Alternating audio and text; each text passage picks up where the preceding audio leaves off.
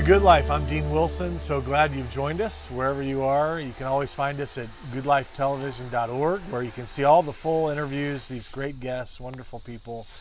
We also break up those interviews into what we call power clips, and so you can kind of see some of the great moments. But we've been so grateful to see so many of you joining us there.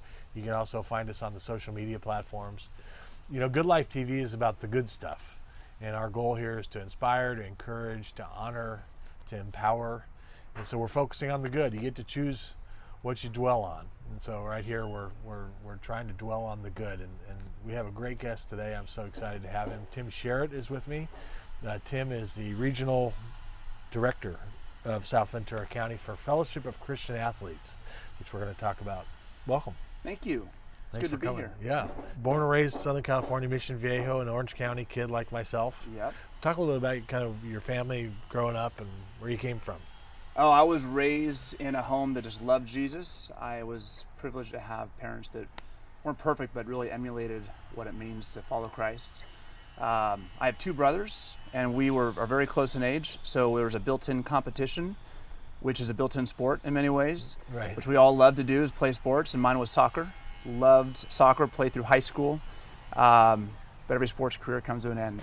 Right. So, but in that process of life, just growing up, the thing that always struck me was, the Bible always just came alive. And so as I was loving sports, I was always loving the scriptures. And so as FCA sort of started showing itself in my life, that was like the roots of who I am. It seemed to make a lot of sense in this arena that God just brought into my world. And so tell us a little about your vocational path. I know you went to seminary, you pastored for a period of time, and then you were kind of called into the work you're doing now, but walk us through a little bit of that story. Yeah, I mean, I'll give you the Cliff Note version because there's so much there, but I served as a pastor on pastoral staff for 16 years in many different levels. But that was really my focus. I was a graduate of Cal Poly SLO. As I was leaving that, really felt like the Lord was putting on my heart the desire to be in full-time ministry, but wanted to test the waters first, so got an internship at a church in the Bay Area. Served there for 2 years, and that really kind of confirmed a lot in my heart, so I went into seminary at Talbot. Loved my time at Talbot. The professors were fantastic. Felt like I learned a lot. God confirmed a lot in my heart. And then the next step just kind of keep presenting themselves. Served at a church for 7 years in Diamond Bar. Before that, Eva Free Fullerton Church in Fullerton. Oh, really? Yeah, there for 3 years. Oh, really? Yep.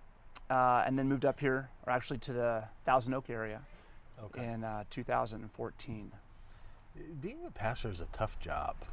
Yeah, I you know, one thing I have walked away from that experience, or those years of experiences, and I am never going to throw another pastor under the bus.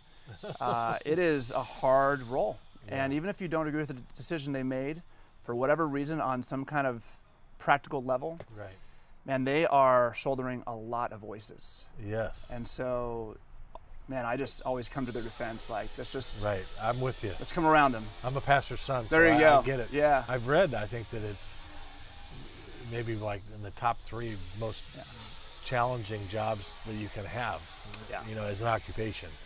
But so it's not easy. So you pastored, and then you ended up taking this role with Fellowship of Christian Athletes. Yep. What drew you to that, and what kind of drew you to Fellowship of Christian Athletes in general?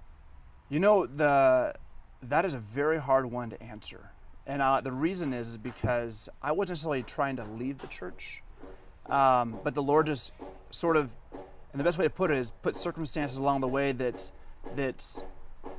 was a natural transition from one to the next. And it's a little convoluted. There were some challenges at the church. There was some opportunity with FCA. There was stuff happening in my family, in the home. In that same time period of 2018, my in-laws moved in with us because my mother-in-law had a stroke.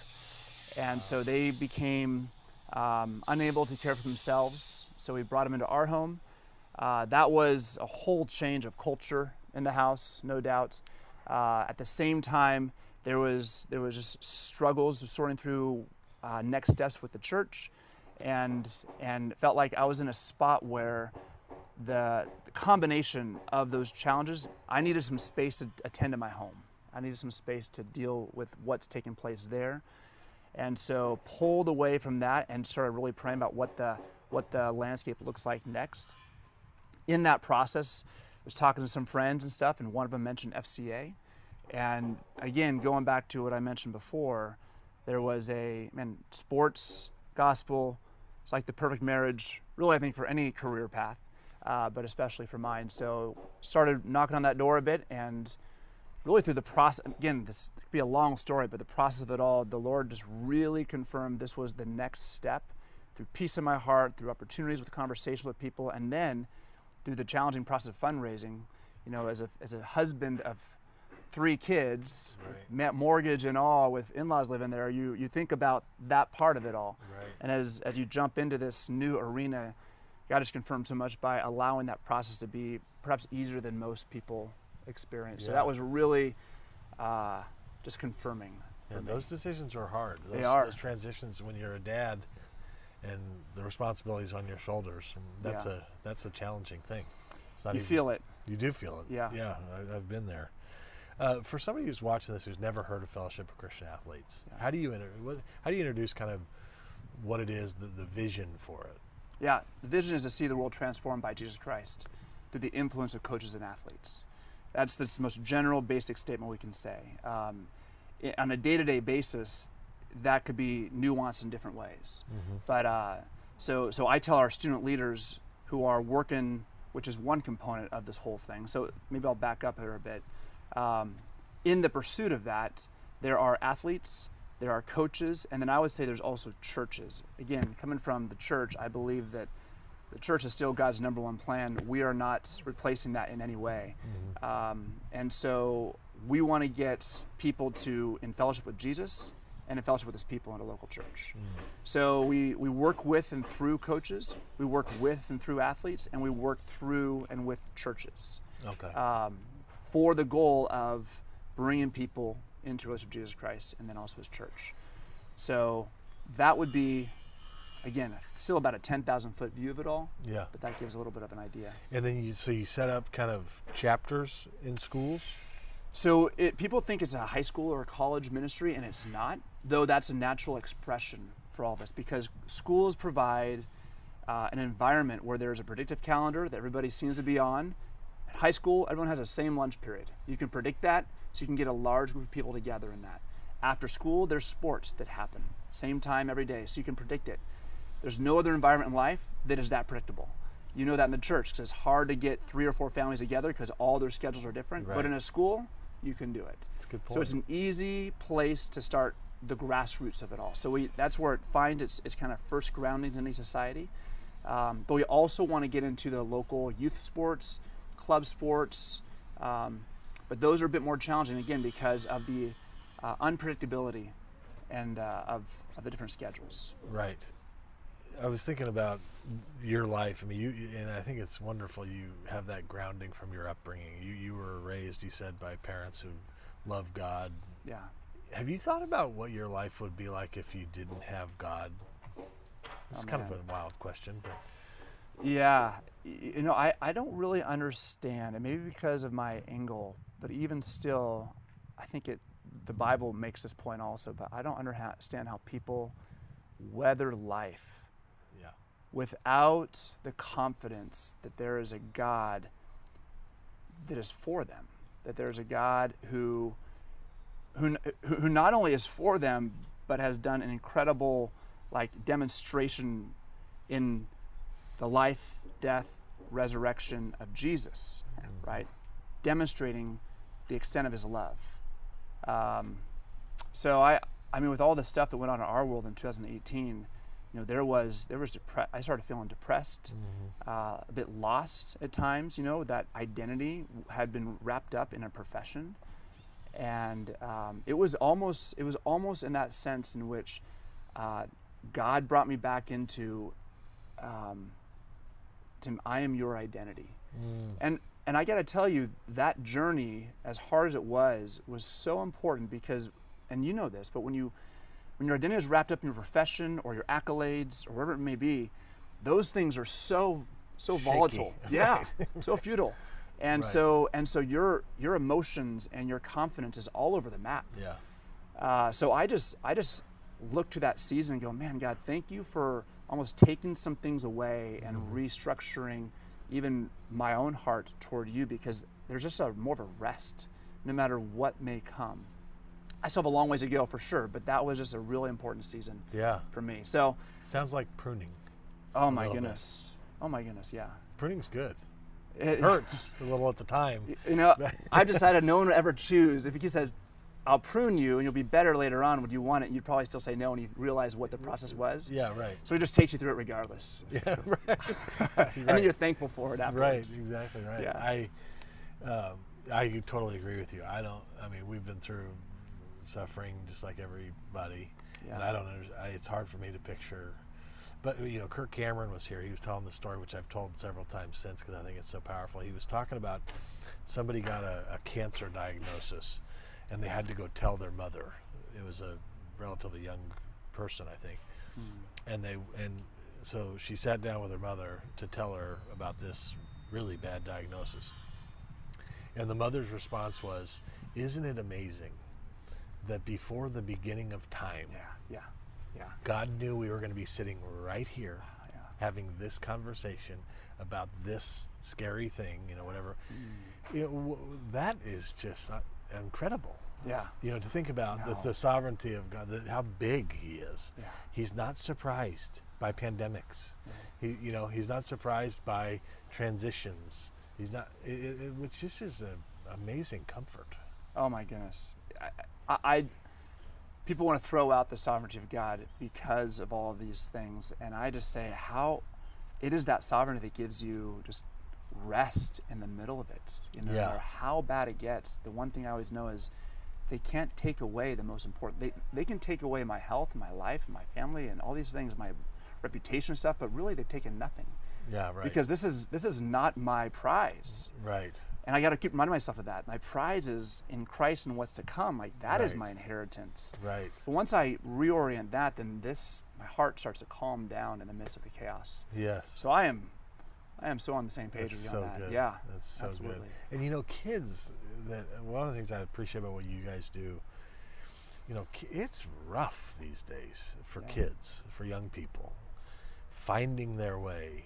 Obviously, the pandemic, throw that on top of it, but just even without that, you know, these days of competition and where do I stand, and you know, pressures, fears is such a big one, which was amplified by this pandemic. I mean, I think we saw fear rise, but it must be a wonderful thing for you to experience being able to be in there. I guess you call them huddles.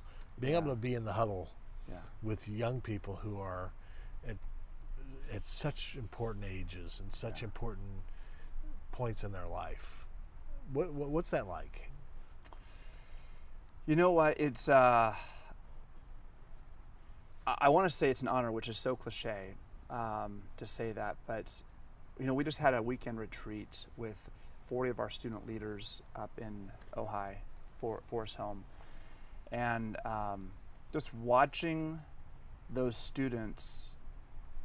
So I was having dinner and I was watching over to the table, and 4 students were talking about, you know, their campus and how they're all from different schools, but what they're going to do on their campus, and that led them then to just praying in that moment for the next 15 minutes, holding hands and praying for their campus and their peers and stuff. I mean, that's the honor, to get to watch God do amazing things through students.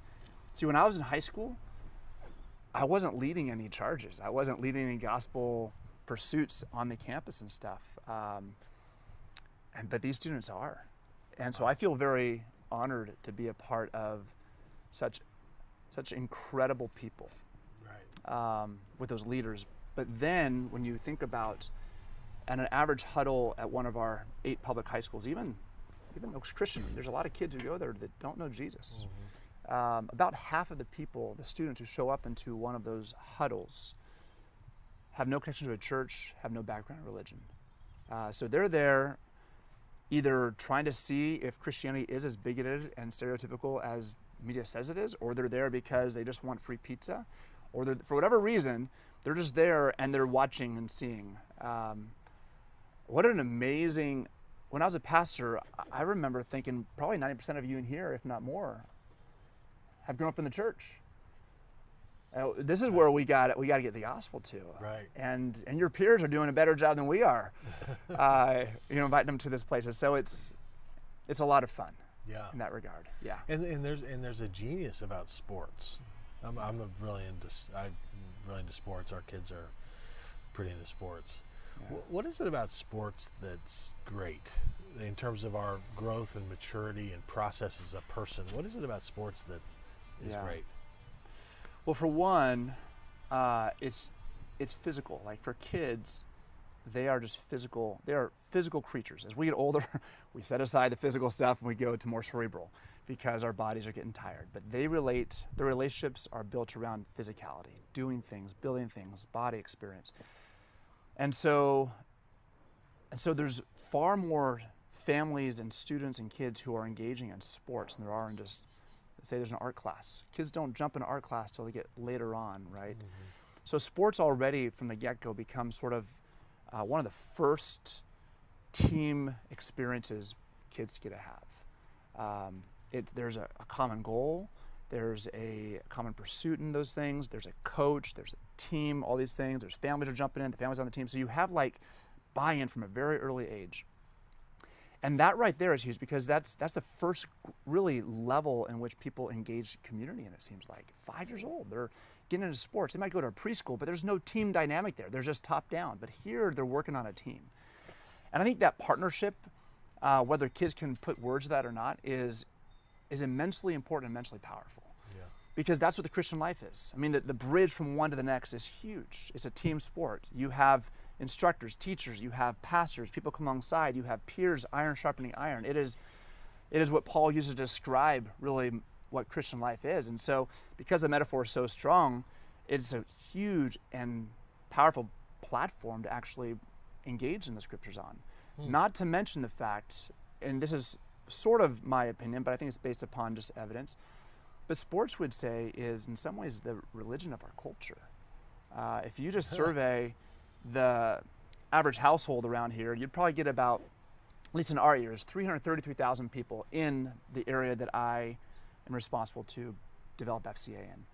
And of those 333,000 people, about 10% are a part of a local, I would call it a solid biblical church. And that's not even every week. That'd be like on a once-a-month basis. You know, they would be involved in that, about 10 to 11%. About half of the area, 49%, we did a study on this, 49% at that time were a part of some religious institution somewhere of some kind, or at least identified with one of those. That means 51% didn't have an identification at all. But about 65 to 70% are involved in a sport. Really? Family-wise. Now, obviously, parents are not, but their kids are in a sport, which so if you go to any local sports field, and if you talk to any pastor, the biggest competition with Sunday or midweek attendance, it's not art class, right? It's not the theater, it's sports. Right, that's true. That's where the families are at, and they're spending thousands of dollars for their kid to have the best training. They're on, if it's push comes to shove on a Sunday morning there's a tournament going on somewhere, or there's a practice the coach is called, guess who wins, the coach or the church? Well, the coach wins in that season. Right. And I'm not saying it's right or wrong. I'm just saying that's telling. Yeah. Right? That there is a huge platform.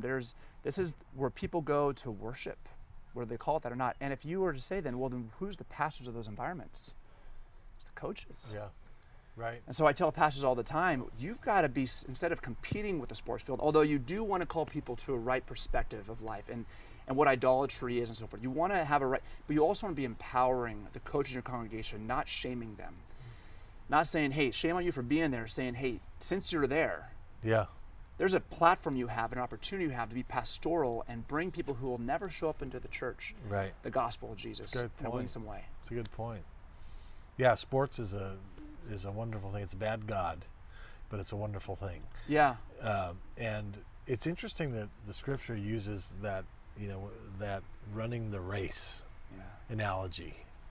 I always think about, why did they, why is that there? Why is it framed as a race? Kind of a marathon, which is interesting because that's kind of sports, And yet that's what the analogy is. I've pondered that a little bit. Like that. I wonder part of it, again, I'm just speculating here because I haven't really thought into that, but again, because sports, everybody, whether like everyone, I identify with sports. That was my identity growing up. I love sports. Some other community say I love music and stuff, but even the musician probably played a sport for a season. So everybody seems to have an experience in that. So when you use that analogy, everybody understands Gets it. That's true. But if you use a music one, I'm like, I've never right picked up a guitar. Wrong one. I mean, Right. it doesn't connect. Right. No, that's a good point. That's a good point. So in terms of people that partner with you, so you're supported by churches, I hope. It's a mixed bag. You know, what we don't want to do is we don't want to be panhandlers of the people we're serving. Right. So we try very hard. If we're serving a coach who also has a side business, we don't want to then say, hey, why don't you support us? We want to tread very carefully on those, right? Because we're here to serve you. And even the church, we're here to serve you. We want to see you guys win. Our win is your win. And so, but there's also you guys are supporting mission organizations to reach the gospel. This is one. If you feel like this is actually accomplishing that, would you contribute part or a portion of that into this? Yeah. And again, there's no difference of treatment because a church does or doesn't. It's just, we'll oftentimes say, if this is up, the Lord feels like He's leading you in this direction, then this is what we're doing. Yeah. Do you have events, golf tournaments, or anything like that people? FCA is an international organization, right? So, but it's like a local church. This area, I'm responsible for this area, and so I, with my board, would put on the events for fundraising and for stuff. this area. But there are golf tournaments in different areas that they've leveraged. Me being new to this, and this area, at least the area I'm in, the Ventura County, has largely been underdeveloped for many years. So it hasn't had a consistency of leadership. Okay. But that's been, over the past 7-8 years, my predecessor, Dan Coffin, did a fantastic job. God moved him out into another role somewhere. I stepped in. But those are probably the 7-8 years have been more consistent leadership, and we're starting to see the base of trust build. Mm-hmm. And so then you can start doing more events where people go, yeah, I know that. Okay, I'll invite a friend into that. Right. So we're hoping to be able to build that reputation and build the confidence of what we're doing. Yeah. In that way. What's the website? Do you know? Ventura County FCA.org. Ventura County FCA.org. If you just type in FCA Ventura County, it'll be the first one that pops up. Yeah. It's exciting stuff what you're Yeah. doing. Congrats on the new role, and Thank you. And the youth are really important. And that's a great point about coaches. I hadn't thought about that. I know I've known coaches are significant, but I mean that's a really huge opportunity that they have. I don't know how much time we have, but can I give you a story? Yeah. And I'm going to keep everyone nameless in this, so whatever. But there's a coach, and I won't even say the sport, just so there's no. But there's a coach, head coach of a. I may have to go into the sport of a school, and I was having lunch with this coach, and this coach loves Jesus, is good at what he does, but he was saying, hey, I was looking to get involved at my church and taking on a certain ministry at my church. And I said to him, which one? That'd be awesome. And he's telling me all about it. And I said, you know what? Now this is where the name of the sport. He's the head coach of a football program at a public high school. And I said, you know what? I love the fact that you want to be involved in your church. As a former pastor, I never want to discourage anybody from serving their local body at all, or even leading the charge local body. I said, but you are one of 8 guys or individuals who have one of the most coveted sports coaching position in our area. You have 100 student athletes out there, the largest youth group in our area. Right. You have 8 assistant coaches, the largest youth staff in our area. And 90% of your players aren't going to a church anywhere. You go to your youth program, and about 9% are coming from that church, 10% are not. Right. Total flip and a switch. I would hate for you to expend all of your pastoral energy in an environment that somebody else can easily do in replacement of this one that I don't want you to be replaced by. Right. I want you to stay here and take advantage. It's a really good point. And he was like, it's a good point. So let me think about that. Talked to him about 6 months later. And we're getting lunch and talking. And he was just saying, hey, I didn't take that role. But he started telling me stories of the students driving home. This guy has 2 little kids. Like, he's a young dad. But he's driving home, and as a young dad, you're thinking, I got my family there, better be there quick. But he sees a student, his football player, one of them walking home, and he thought, I should pick him up and see if he needs a ride. So he did. He stopped, pulled over, and on that 5-minute ride, he asked the students, so are your parents just not able to pick you up? And he goes, well, my foster parents both work. And he's like, oh, you're part of the foster system. So we got to start asking questions on that, right? And they talked for 5 minutes. And this kid just started sharing about his different families he's lived in and so forth. And the coach just shared with me, he's like, I would have never known like that kid's story if I hadn't stopped. He said, did you know that half of my players come from broken homes? And he's like, I'm like, dude, what an amazing opportunity you have. Yeah. Right? Right. So, I mean, to be the dad figure that many of them don't have, but to be the right dad figure, because many kids have dads, but they don't have a good dad figure. Right. They're not following Jesus. They're not showing humility of Christ in their homes or even as they approach their kids. But here's a coach that gets to demonstrate that. And I bet my belief is over the course of this next year or two, I mean, he's going to have some stories of kids who ask him, hey, you say you're a Christian, I want to know more about that. Yeah. What a great so, story. That's huge. Huge opportunity. Yeah. This is wonderful. Congrats. Thanks for what you're doing. No, thank you for letting me be here. I appreciate it. Thanks for coming on. See you next time.